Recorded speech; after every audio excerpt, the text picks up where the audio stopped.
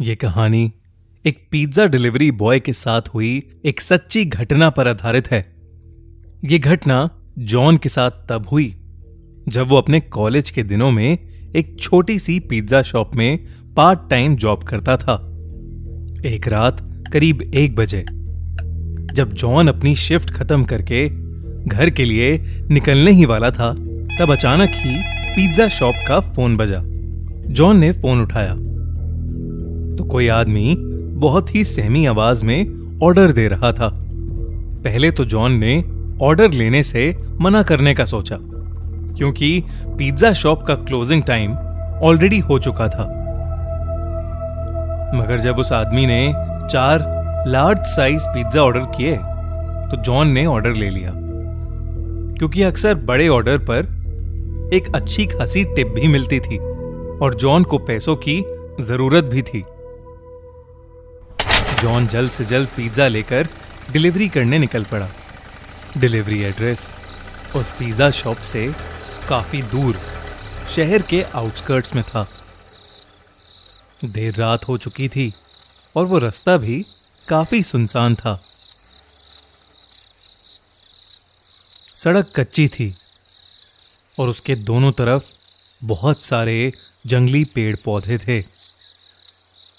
रास्ते में कोई स्ट्रीट लाइट भी नहीं जल रही थी, जिसकी वजह से वहां अंधेरा ही अंधेरा था। कुछ और देर की ड्राइविंग के बाद जॉन उस एड्रेस पर पहुंच गया। वो एक बहुत ही पुराने दिखने वाले अजीब से घर के सामने खड़ा था। वो घर फॉरेस्ट एरिया के अंदर था और उस घर की कोई भी लाइट नहीं जल रही थी, बल्कि आसपास कुछ हलचल भी नहीं थी। बिल्कुल ऐसा लग रहा था कि जैसे वो घर सालों से वीरान पड़ा है और उस घर में कोई रहता ही ना हो।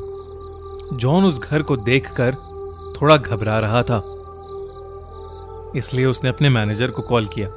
वो अपने मैनेजर को वो सिचुएशन एक्सप्लेन करके वहां से वापस चले जाना चाहता था, लेकिन उसके मैनेजर ने फोन ही नहीं उठाया। जॉन अगर बिना मैनेजर को बताए वो चारों पिज्जा वापस ले जाता तो उसका मैनेजर उससे बहुत ज्यादा गुस्सा हो जाता और उसकी सैलरी भी काट लेता। इसलिए जब बार बार कॉल करने पर भी उसके मैनेजर ने फोन नहीं उठाया तो उसने एक बार उस घर के पास जाकर डिलीवरी ट्राई करने का मन बनाया। जॉन जैसे ही आगे बढ़ा, उस घर के अंदर की एक लाइट ऑन हो गई। जॉन को थोड़ा सा कॉन्फिडेंस आया कि शायद अंदर कोई है। उसने डोरबेल बजाई और जोर से कहा, पिज्जा डिलीवरी। मगर कुछ देर तक किसी ने दरवाजा नहीं खोला। जॉन ने फिर से बेल बजाई तो उसे अंदर से किसी के कदमों की आवाज आई,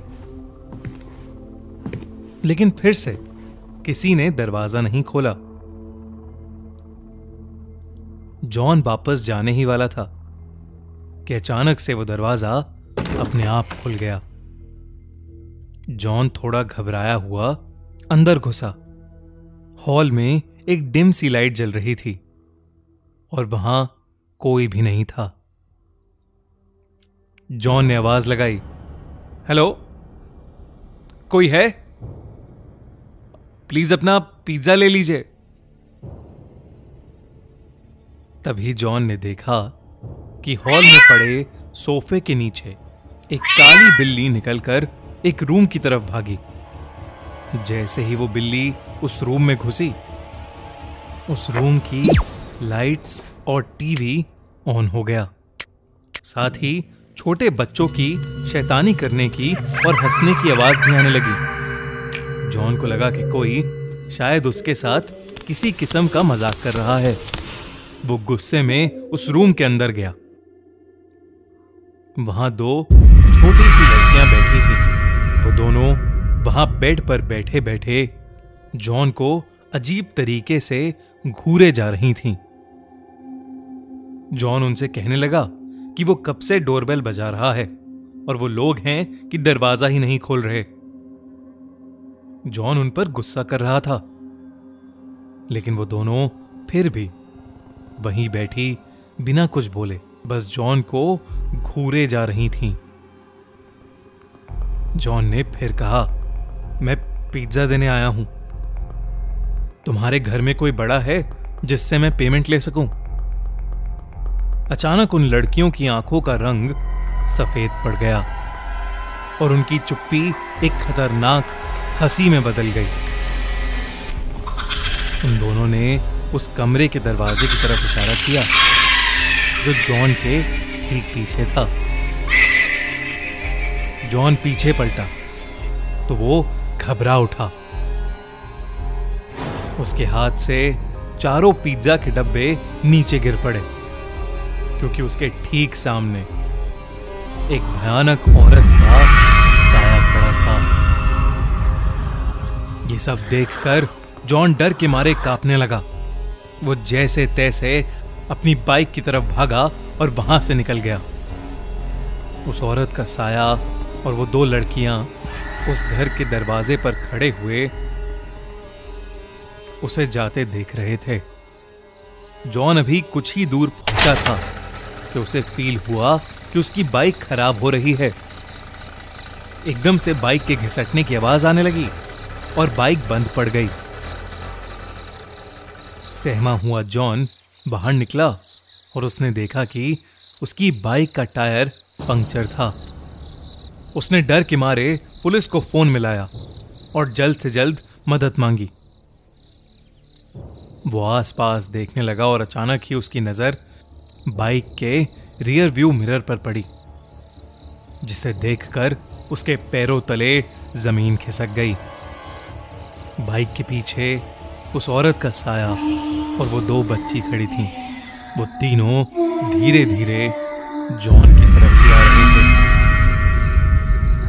जॉन हड़बड़ा के बाइक वहीं छोड़कर जंगल की तरफ दौड़ने लगा। दौड़ते दौड़ते वो बहुत थक गया और एक बड़े से पेड़ के पीछे जाकर छुप गया। वो बस अपनी जान के लिए दुआएं मांगने लगा कि कुछ ही देर में उसे दूर से पुलिस सायरन की आवाज आई और उसने अपनी बची हुई हिम्मत लगाकर अपनी बाइक के पास वापस दौड़ना शुरू कर दिया। वो वापस अपनी बाइक तक पहुंचा तो उसने देखा कि पुलिस उसकी बाइक की इन्वेस्टिगेशन कर रही थी। उसने पुलिस को सब कुछ बताया और उन्हें उस घर तक ले गया। पुलिस ने उस घर के अंदर जाकर जांच पड़ताल की, लेकिन उन्हें एक जंगली बिल्ली के अलावा उस घर में कोई नहीं मिला। अगली सुबह जॉन को यह पता चला कि वो घर पिछले 3 सालों से खाली पड़ा है, और तो और 3 साल पहले उस घर में एक औरत और उसकी 2 छोटी बेटियां रहती थीं, जिनका एक रोज अचानक मर्डर हो गया था। ये जानकर जॉन के होश उड़ गए। उसे समझ आ गया कि उस दिन जिन लोगों को उसने देखा था वो उस औरत और उसकी छोटी बच्चियों की आत्मा ही थी, जो शायद आज भी उस घर में कैद है। मगर उसे कभी यह समझ नहीं आया कि वो फोन आखिर किसने किया था। इस हादसे के बाद जॉन ने पिज्जा डिलीवरी की नौकरी छोड़ दी, लेकिन वो जब भी वो हादसा याद करता है तो बुरी तरह कांप उठता है।